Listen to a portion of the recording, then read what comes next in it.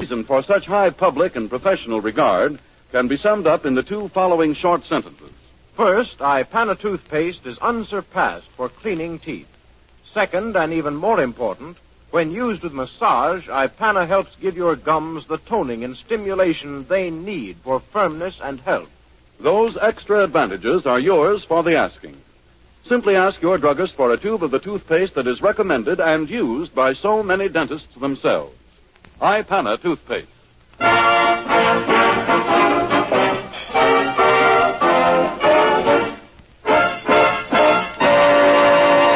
Thank you. And now, before the little man with the jingle bells plays his nocturnal obligato, may I remind you, ladies and gentlemen, that next week we bring you skiing advice. When I'm coming down a hill and one ski flies off, what shall I do?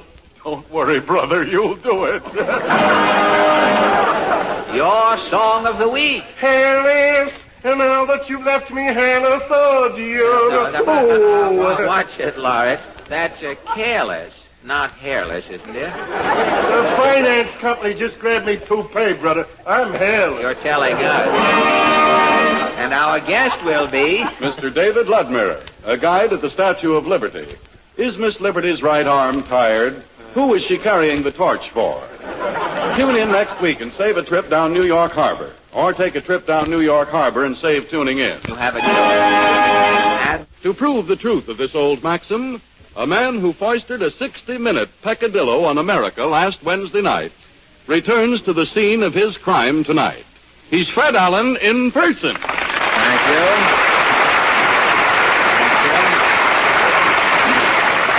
Thank you, and good evening, ladies and gentlemen. And now, before we start, Harry, I wish you wouldn't indulge in that oral exhibitionism you seem to be so given to lately. In the future, kindly dispense with that Park Avenue Billingsgate in my introduction, if you will. Who, me? Yes, Fred? you, Harry. The man who foisted a 60-minute peccadillo. What is that peccadillo? Peccadillo? Yeah. Oh, Fred, any schoolboy knows what peccadillo means. Don't start dragging the national youth movement into this.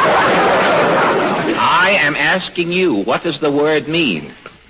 Peccadillo? Yes, peccadillo, all of it. Well, it's a verb. It's a verb, Fred. To peccadillo. I peccadillo, you peccadillo, he peccadillo, we peccadillo, No, they wait, peccadillo. Look, you know what? No, don't pad the part. You stopped in the middle.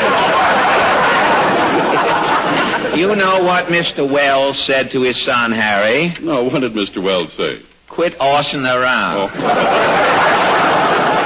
Okay, now you went and done it. I'll tell you. I was only kidding right, now anyway. Peccadillo is from the Greek. Peck, meaning to peck, as a woodpecker pecks. Yeah. Or 4 pecks make a bushel. Uh-huh. Or it's sometimes used as in that song, peck up your troubles in your old kid peck and All peck. right. Up to now, you're 100%. That's peck. Now, what about a dillo? Oh. Well, A is just A, as in... Vitamin A? Vitamin A, that's right. Uh-huh. Or A as in one of some. A as in one of some? Yeah, A is the singular. For instance, you have a lot of apples, you have some apples. Some apples. You have one apple, you have a apple. You have an apple. Yeah, it doesn't come out with apples, does it? No.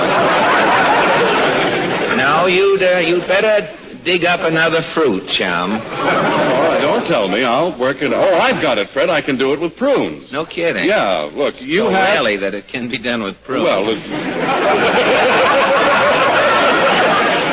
I can do this. Prunes are an ornament on a 40-cent dinner. I mean, they're rarely eaten. Somebody told me that prunes were raisins with inflammatory rheumatism. But that is out of the question. You will bring... Wait a minute. You bring another joke in here from the Bernie show.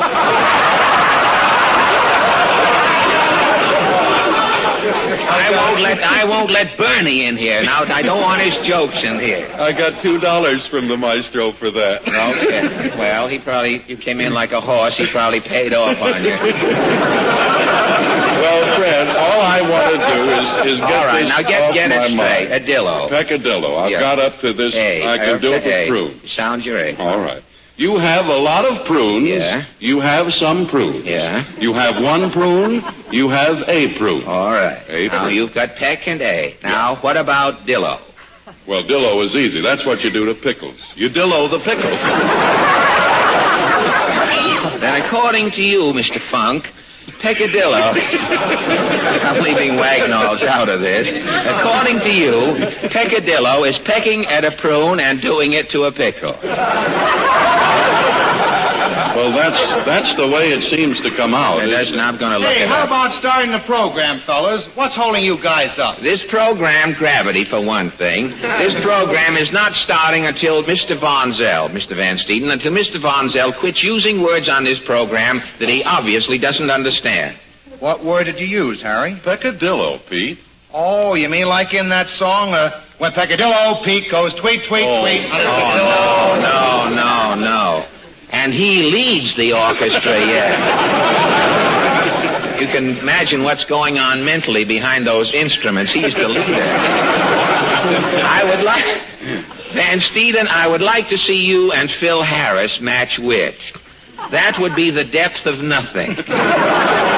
A Witzkrieg, as it were. Oh, Phil Harris is a moron. A moran, yet. He calls it a maroon. There are two schools of thought. You should know. You're closer to it than any of us. You have the audacity to call Phil Harris a moran, and you don't even know what the word peccadillo means? Oh, yeah? Get this, stupid. Peccadillo is a noun. It's from the Latin peccatum, meaning sin. Yes. A peccadillo is a small sin, a slight offense, a petty fault. Can you handle it, Alan? Not with no gloves. No, I haven't got one. That finishes me. I give up. How about a fanfare, Alan? Anything but a peccadillo as we turn to the latest news of the week. Ipana News presents The World in Review.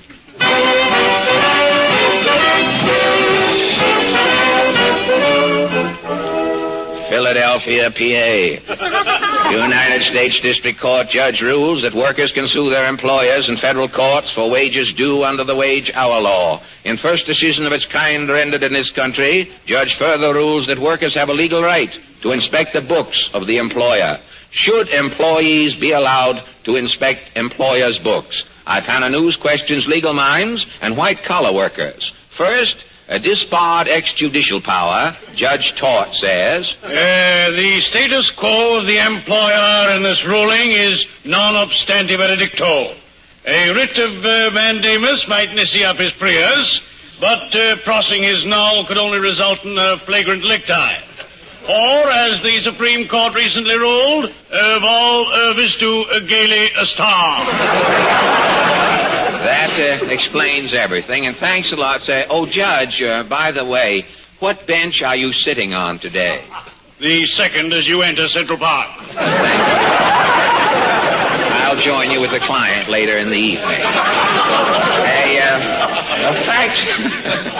A factory girl who doubts that girl employees will derive benefits through recent court ruling is Miss Pansy Turp.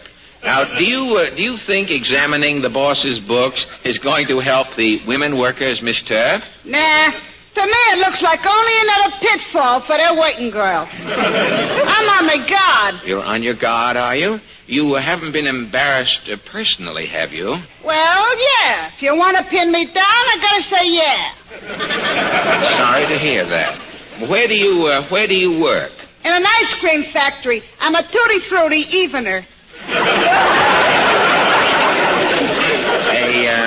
A tutti frutti evener? Yeah. When they make a brick of tutti frutti ice cream, sometimes there's more tutti than fruity in it. Oh, I didn't know. Other times there's more fruity than tutti. Oh, and then you go... Yeah, I gotta go around making it 50-50. Half tutti and half fruity. Imagine it's nice work if you can get it. Now, what about the boss's books? Well, every night by the time I even me tutties and me fruities and lick off me fingers, the other girls is gone. Oh, and you are the last one out of the factory? Except the boss. Oh. He's always in the office shaking out his toupee, getting ready to go home. He says good night, of course. For 2 years, he's been giving me the banjo eye. The Viga cornea, he's been giving it to you. Yeah. But I just give him one of them frustrated fawn looks and keep right on going. He has never invited you into his office? He ain't never had no excuse. Then this rule in his past. Giving the employee the right to look over the employer's books. Yeah. The very next night, I see the boss has got his toupee on oily. Yeah? He's waiting for me at the office door. Yeah? I don't say nothing. I even me last tutti frutti. Yeah? I licked me fingers down to the last pinky. Yeah? I put on me Princess Eugenie hat with the convertible snood. Yes? I'm just starting for the door, and the boss says, Miss Type, would you like to come in and inspect my books? I wheels on him. And I says, you take care of your figures, Mr. Belcher. I'll take care of mine. With that, I stumped out the door. Well, that's the worst of having short legs.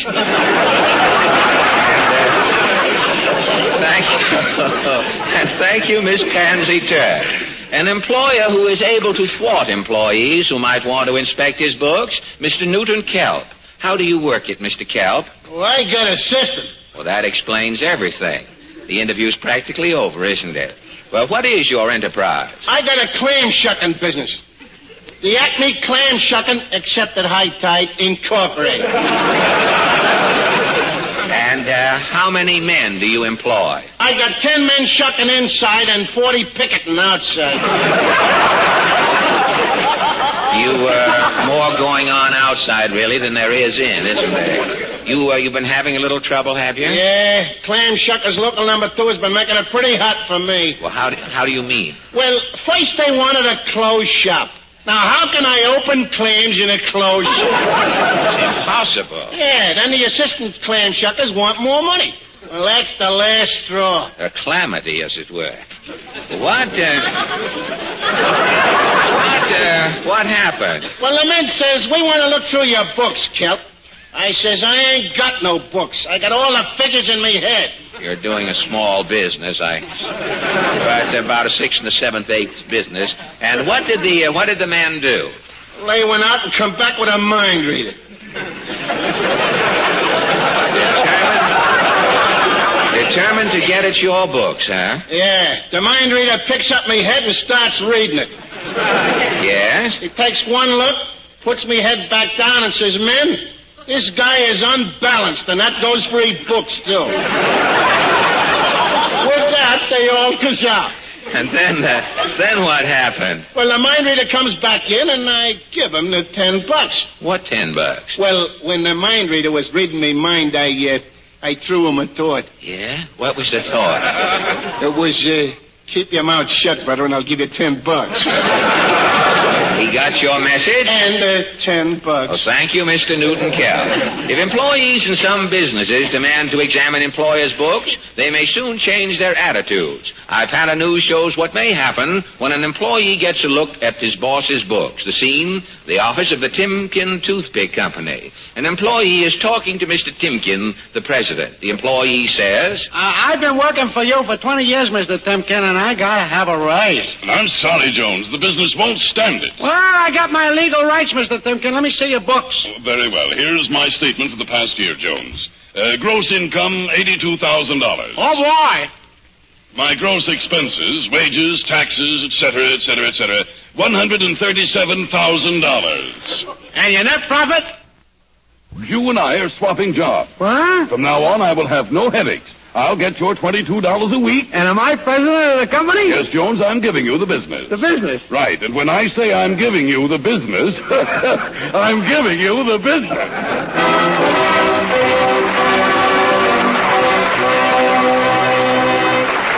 Thank you. And now, ladies and gentlemen, the Merrimacs assemble to sing for us, Wait Till the Sun Shines, Nellie.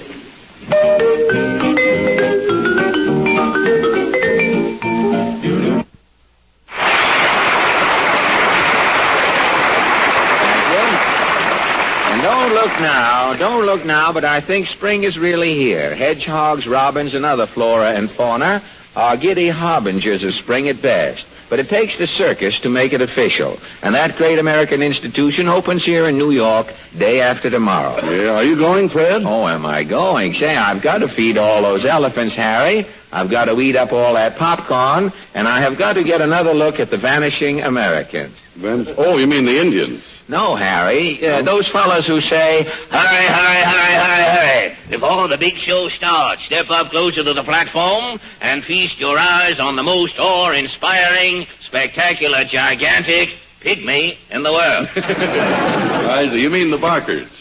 Correct, Harry. That is a style of elocution that always gets me. Say, even when I used to hear fellas selling stuff on the street. Remember, Harry? Now step up, folks, and get your whipple wax, the wonder worker. Remove spots from rugs, walls, and high silk hats, softens harnesses, and repairs surcingles. There is nothing in the home, barn, or chicken coop that can't be fixed with whipple wax, the wonder worker. Get away, boys, you bother me. I tell you, Harry, I am certainly sorry to see those fellows disappearing. Yes, well, they were colorful enough, Fred, but I think the day of exaggerated claims is past. People nowadays are smarter about those things than they used to be. They want facts, evidence, truth. And that's why more and more people every day are turning to sparkling Sal Hepatica. Thank you. What was that last sound, Peter? Somebody fall on their head in the band? What was that dull, sickening, rawhide thud there? Peter and the boys have just played Limehouse Blues. Now, before presenting our guest, hello. Portland. Hello, Portland. Hello. I just came up to invite you downstairs. No kidding. What's going on downstairs? A big party. Really? They finally finished building Rockefeller Center, and they're having a housewarming. A housewarming? How can they have a housewarming in 14 buildings at the same time? What are they doing? Setting fire to a vice president and letting him run through the hall? Well, I don't know. But tell me, now that it's finished, what do you think of Rockefeller Center? Oh, it's all right if you like buildings. Yes, that's it. Take away the buildings and what have you got?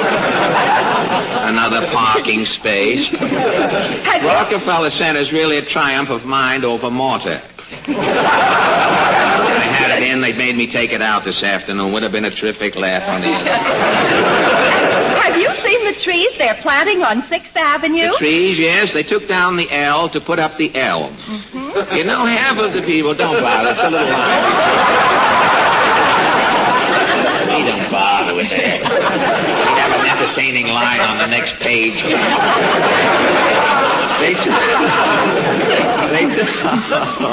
Half, you know, if Putty's talk about the trees on 6th Avenue, half of the people who use 6th Avenue don't even know what trees are.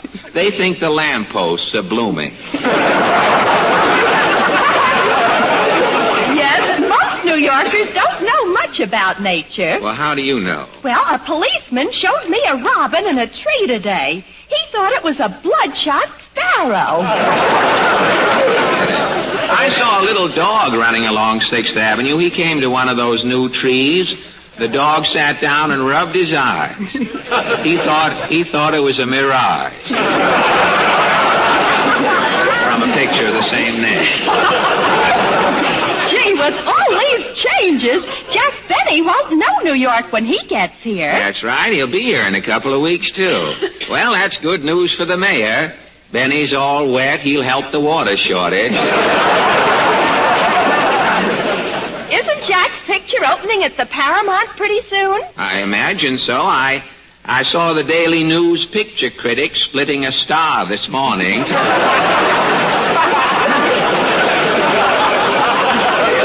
But enough about the Waukegan wastrel. Who is our guest? Well, yesterday I passed the Empire State Building. Yeah. I saw all those windows and got to wondering who washed them all. Portland, don't tell me that our guest tonight... Yes, he's the head window cleaner at the Empire State Building. Good. Do you think he'll go over my glasses while he's here? Well, you'll have to ask him. Mr. Allen, meet Mr. Richard Hart. Well, good evening, Mr. Hart. Good evening, Fred. You are the head window cleaner or casement masseur at the Empire State Building, Mr. Hart? Yes, Fred. And how long have you been associated with the world's tallest building in your perilous capacity?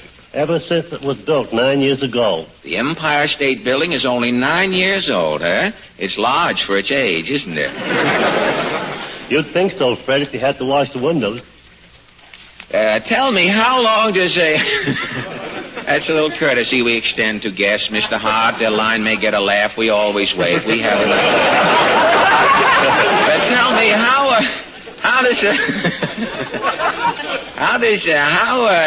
does a person get into your profession, Mr. Hart? How did you start, for example? Were you just allergic to the ground? Or did someone die and leave you a squeegee? No, Fred, I used to be a coal miner. Things got bad and I had to find another job. I finally got into window washing. Well, do you prefer it to mining? Yes, Fred, I like it better outdoors. That's fine. Still, you never can tell. If you fall off of the Empire State Building, you'll be back mining again. But tell me, how many skyscraper primpers do you have on your staff down there? There are 8 men beside myself, Fred. They work in teams of 2. And how many windows can each man clean a day? About 75. That's 150 for each team. With 4 teams going, that's around 600 windows being cleaned a day. And how many windows are there in the Empire State? 6,500. They're all cleaned about once every 10 days. The same as a horse player.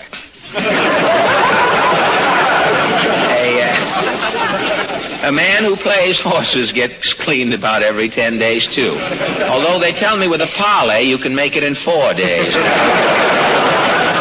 Tell me, isn't bathing those room monocles a risky business, Mr. Hart?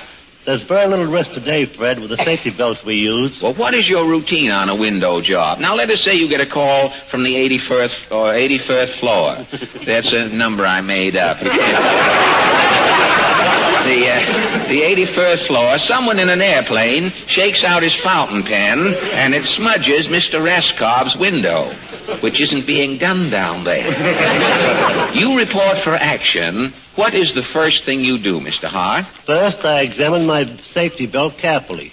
The window ledges are less than 2 inches wide. 2 inches wide? Why, you'd have more room to work on a Ubangi's lift. Well, now you've examined the belt. Now what happens? I hook one end of the belt to the window while I'm still inside the room. Yeah? Then I step out on the ledge and quickly fasten the other end. Ah, that quickly is the secret of your profession. Quickly, I see it all now. If a gust of wind comes up in the middle of quickly, what then? I can't blow off. One end of the belt is strong enough to hold a man until he can get back up. Gad, it must take nerve to attempt your work, Mr. Hart.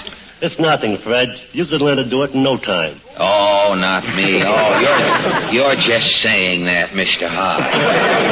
Why, altitude is only a word to me. I get airsick getting a piggyback. My fear of altitude is really what keeps me from going up on the Crossley.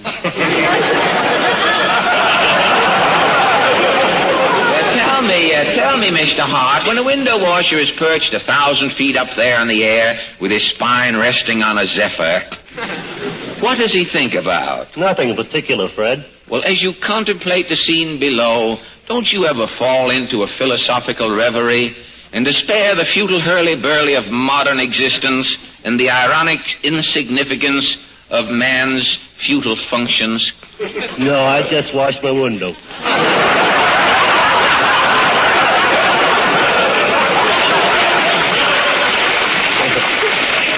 Well, when you're hanging outside like I hope you don't mind Uncle Jim holding on to you, Mr. Hart.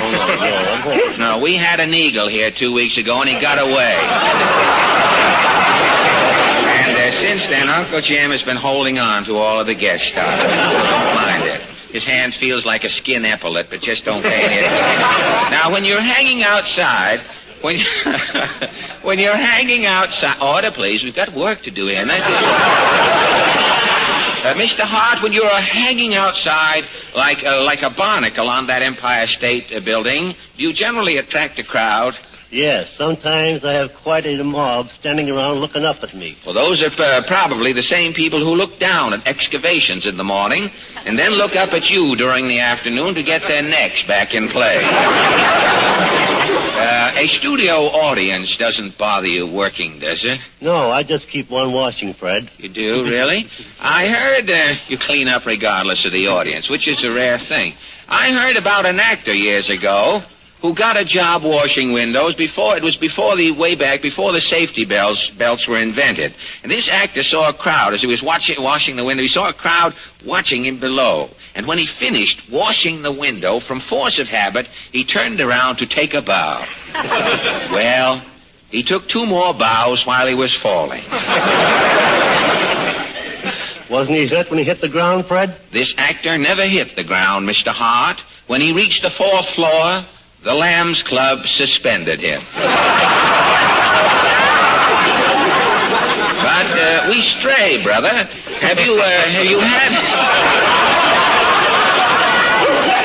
you had any unusual experiences working around the world's tallest building? No, Fred, but I have seen some freak weather up around the top floors. You mean some air got out of Ripley's auditorium? They do say, though, that the building is so high it creates a potent upward draft. Yes, I stepped out on the ledge with an open pail of water one day. Uh-huh.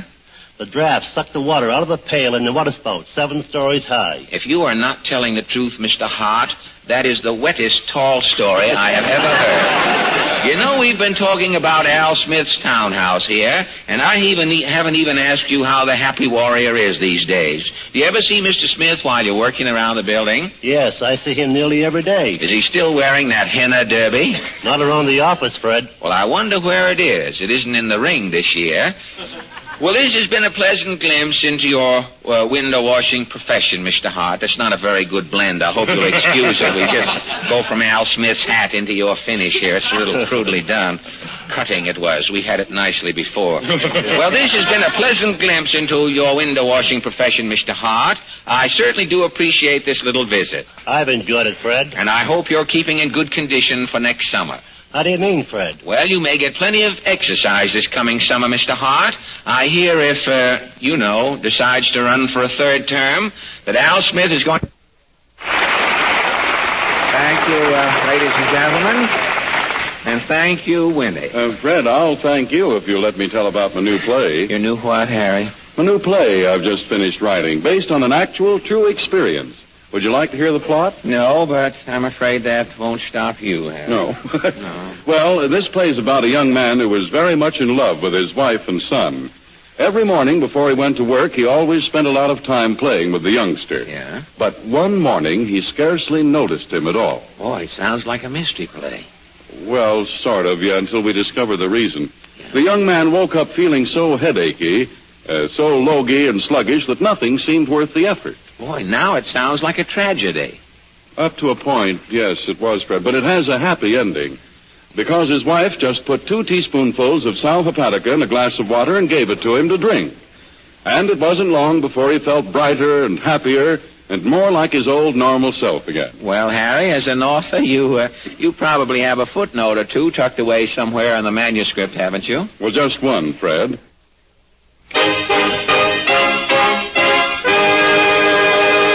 This is Mr. and Mrs. Average Man's Round Table, where 3 persons selected from our studio audience are invited to give their opinions on a question that concerns some prominent issue of the day. These little sessions are entirely unrehearsed. Fred has taken his place at the round table where he meets his fellow here, debaters. Harry. I'm here already. You're all set? Well, yes, you go I ahead, fell Fred. into a chair, Harry, from fatigue and nervous exhaustion. Are we properly introduced, Harry? Yes, you're on. Oh, thank you. But for how long, nobody knows. Well, thank you, Harry, and I declare the forum here and now to be officially open if Portland will kindly introduce the first member of our little board tonight. Yes, Mr. George Hepner from Brooklyn, New York. Well, good evening, Fred. Oh, he beat me to it. I'm fine, thank you, Mr. Hepner. I hope this meeting finds you in the same fine physical fettle. It sure will. Well... You're beginning to sound like Quinn and Cavalier at the old. But only Uncle Jim remembers that act. I couldn't think of anyone quicker. Well, tell me, you're from Brooklyn, Mr. Hepner? I am. I imagine the first question a person from Brooklyn expects to... Gee, I've got 15 tickets here for this show I forgot to give to people. Could you go out and get some more people to come into the show? Could you? Sure.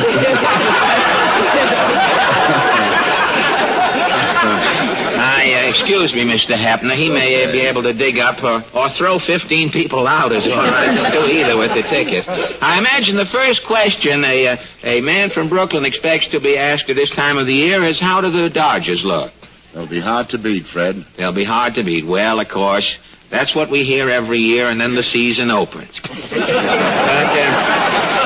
you work over in Brooklyn, do you, Mr. Hepner? Do. May I ask?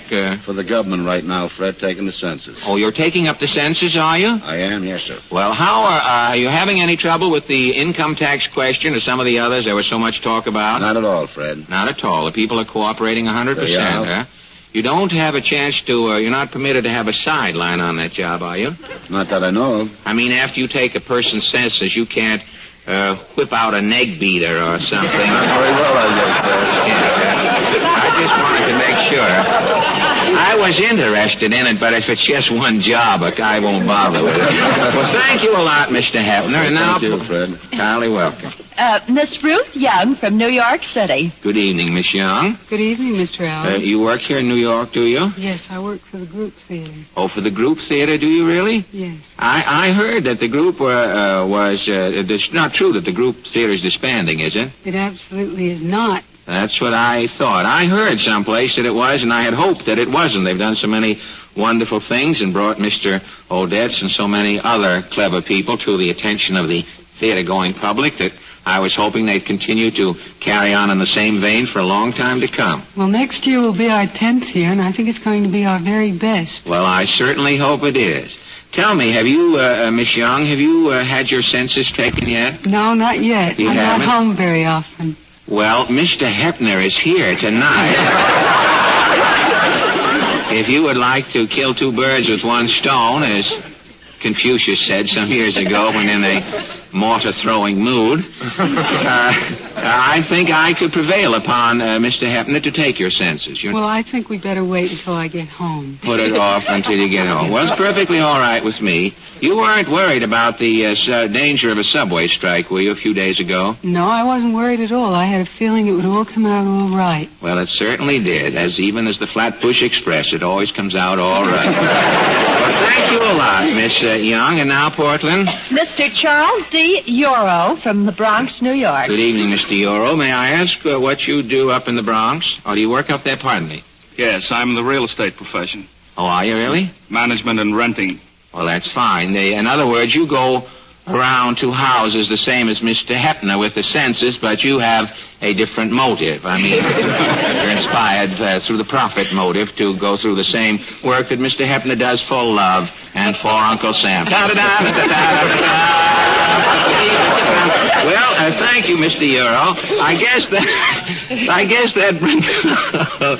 I'll go berserk one of these nights. Uncle Jim has got to get a butterfly net. I am just... Well, I guess that brings us to our question, folks. Tonight we take up a matter that's been kicked around by parents and authorities on child behavior for some time. Random psychologists have sponsored new theories to guide parents in the proper raising of children, and some psychologists claim that spanking is responsible for phobias developed in later life. Now, many parents say that discipline cannot be taught the child unless spanking is practiced. Want me to wait till you clear your throat? Okay, Fred, go ahead. I'm going to ask you first. I might as well clear it while I'm talking. Rather than clear it while you're talking. It would be less confusing. You all right now, your throat? Okay, Fred. All right, thank you, Mr. How are you?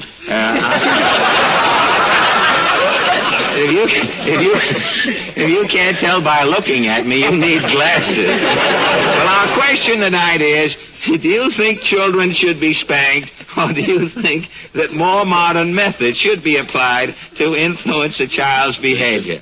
Now, wait till I finish, Mr. Hepner. Now, you're coming up. Now is your cue. How do you feel about spanking, Mr. Hepner? Not at all, Fred. You don't? No. You think that spanking went out with the Indian and the antimacassar? Sure did. It's an old-fashioned practice that should not be indulged in. That's right. You're against it strongly. I sure am. Thank you, Mr. Hefner. Now, Miss Young, how do you... were you ever spanked as a baby, Mr.? I sure was, Fred. I sure was, very often. You didn't feel any ill affection later life? Well, I don't know, not as yet. You seem to be sitting comfortably right now.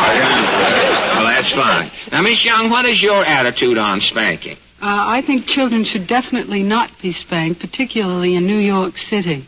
Why? Well, it seems to me the city is the important thing. Why? You think only hamlets and smaller towns should engage in the practice? Well, as far as I know, hamlets and smaller towns don't have anti-noise ordinances. We have a very strict one in New York. Oh, and that's why you think on account of the noise rather than through any worry about the after effects on the child. Yes. Well, that's a good attitude, too. If you're allergic to decibels, that's one way to look at it. Well, thank you, Miss Young. And now, Mr. Euro, how do you feel about spanking? I don't believe children should be spanked. You don't? If a parent were to take something away from the child that really interested the child, I think that particular type of punishment would be sufficient. You mean if the mother took Mickey Rooney away from the child, that the child would suffer?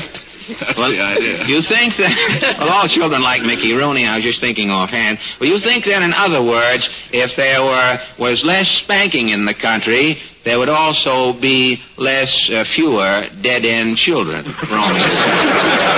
Well, it seems quiet now. We're late. You saw the man waving. We're very late. We've all got to put together and rush now. Our forum stands 3-0 against spanking, which is sure to die out as a result of this talk tonight. I can only say I don't know anything about it myself. I can only say, repeat as advice to parents, I can only repeat the words of that famous card player, Mr. Hoyle, who said, if your child is holding 3 aces, never try to raise it. And in this note of utter despair, the meeting is adjourned, and thank you all.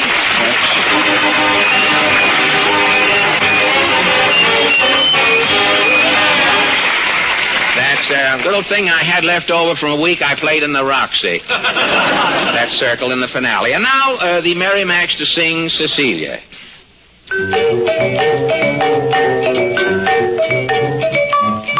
Does your mother know you're out, Cecilia? Does she know that I'm about to steal ya? Oh, my, when I look in your eyes, something tells me you and I should get together. How's about a little kiss, Cecilia? Just in case you never miss Cecilia.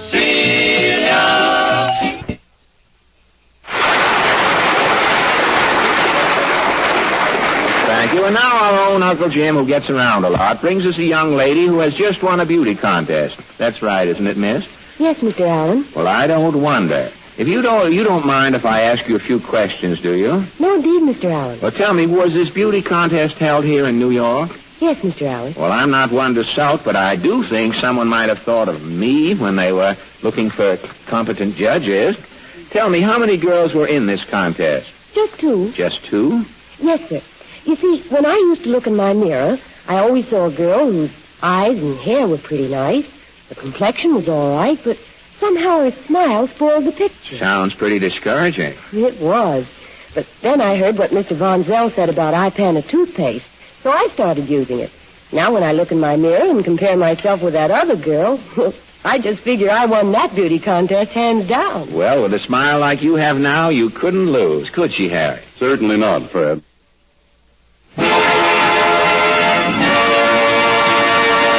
And now the mighty Allen Art Players. Tonight they present a slice of Ozark life, medium rare. It's called The Laziest Man in the World. Oh, they said the hillbilly had insomnia because he woke up twice that year. Pass the corn, Professor.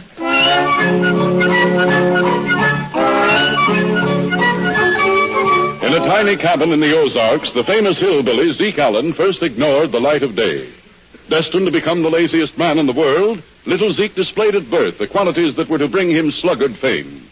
The day little Zeke was born, the veterinarian picked him up by the heels and spanked him. Did little Zeke go?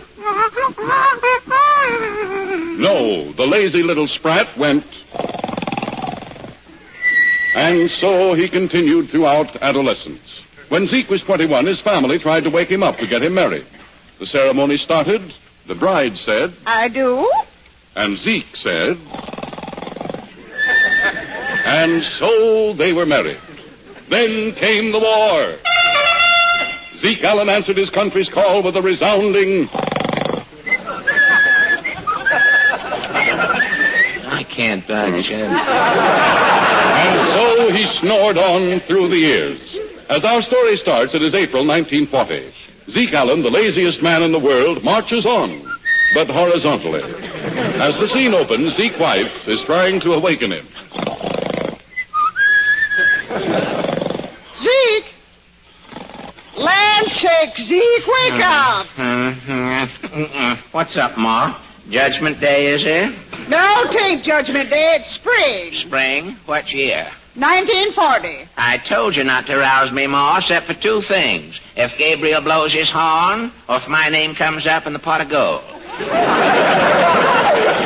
Lord, look at them cobwebs on your toes. Yeah? Why don't you keep your big feet covered? Ain't fly time, is it, Ma? And pull your beard in off on the floor. Your head looks like it's growing on a vine. Jeepers, I'm hot. Who shut this zipper in my windbreaker here? A field mouse got his leg caught in it yesterday. I scattered him, and he run up your stomach and closed your zipper. You ought to put a ferret in bed with me once a month, Ma, and keep me from getting so gamey. Lord, you ought to get Frank Bach for your chambermaid. I never seen a body so lazy. Well, all us Allens was lazy, Ma. My pa was too lazy to breathe. Every time Pa lay down, somebody'd bury him. Pa always carried a pound of raw meat in his pocket, so's when he was buried, some dog would dig him up. What finally happened to your pa? One day, Pa went out, forgot to take his meat. Amen. What about your ma? Ma was lazy in the paw. I often wonder what become of Ma. Lost your ma, did you? Well, we uns didn't allow Ma was lost. If when you look for something you can't find, well, you can say it's lost. We didn't look for Ma. Your family was going places compared to you. When are you getting up? Oh, let me be, Ma. I'll get up next year. That's what you said last year. Well, I'm saying it again this year. Look at you, all curled up like a beckoning finger. Who's tapping, Ma? That woodpeckers or someone to the door? I'll find out. Do that. Good day, constituents. I'm Senator Gov, Lysander J. Gov. I'm running in today's primaries for re-election. Have a cigar, brother. Thank you, Senator. Reckon prosperity's just around the corona. What this country needs is a good 5-cent cigar. You got one there. I trust you'll remember me at the polls today, my loyal supporter. I'm for you, Senator, but I can't vote. Why not, my esteemed friend? Well, reckon I'm just too lazy to get down register. What? I've been wasting my time. Give me back my cigar, bum. I'll have to warn Vandenberg about this renegade. Why, that Indian giver, I should have given what for, Ma. You better figure what to give to Banker Hatfield. The mortgage is due today. If this is Banker Hatfield, I'll give him what for, too. Come in. Good day, madam. Is this the residence of Zeke Allen? Yeah? Who be you, fancy pants? I'm a government agent here to take the census. Have you two any children? No. Cattle? No. Automobile? No. Your bathtub inside or outside? What's a bathtub? What do you wash in? What's wash? What? Why, it's having water on you. What would I be doing getting christened at my age? You mean to tell me that you two don't bathe? If you mean let each other down, Zeke and me does it once a year. Let each other down. Is that bathing? Sure is. Once a year, Zeke and me meet at the well. Yes. I let Ma down. Then I let Zeke down. I see. Well, I'll get on to the next question. Now, hold on, stranger. I'm getting right tired of you coming to Paul Pry around here. But the government... I ain't asking the government no riddles, am I? No, but... All I want to know about the government, I can read in my day. And according to my day, everything is peachy. Now, you've got to answer these census questions. Who says I gotta? It's the law. As long as I keep asking questions, you got to answer them. If I'm getting back to sleep this year, looks like I gotta stop the asking. Here, what are you doing with that rifle, Rube? That's your last question, Bub. Vote every star. Well, 'twon't be so lonesome now with 3 of us round the cabin. No.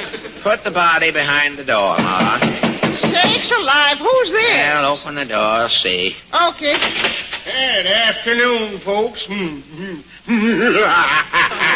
Hatfield, Paul. Banking Hatfield. Yes, and your creditor, Zeke Allen. Well, reckon you're here to throw us out, Mr. Hatfield. Well, your mortgage is due today, Zeke Allen, but I'm granting extension if... If what? My best friend, Lysander J. Guff, is running for senator today. If you vote for Lysander, you can stay on your land. Senator Goff was here this morning, Mr. Hatfield. I told him I couldn't vote because I want registered. What? Well, that's fried your fat, Zeke. If you can't vote for Guff, you're getting off of the bank's land. Come in. Door be warned. Well, that's that Rube, Zeke Allen. Senator Guff, what are you doing back here? It's an emergency, Lamb. You mean the primary ballots is all in? Yes, and a very embarrassing situation has arisen. Lemke get elected? No, the result is a tie. Tie, Lysander? Yes, 48 votes for me and 48 votes from a scoreless, unworthy, backbiting, mud-flinging opponent. Tie, it's got to be broken, Lysander. It's a must, Lamb. And there is only one man in Possum County who can break it. Who's that, Senator? It is you, my dear friend Allen. You are the only constituent in Possum County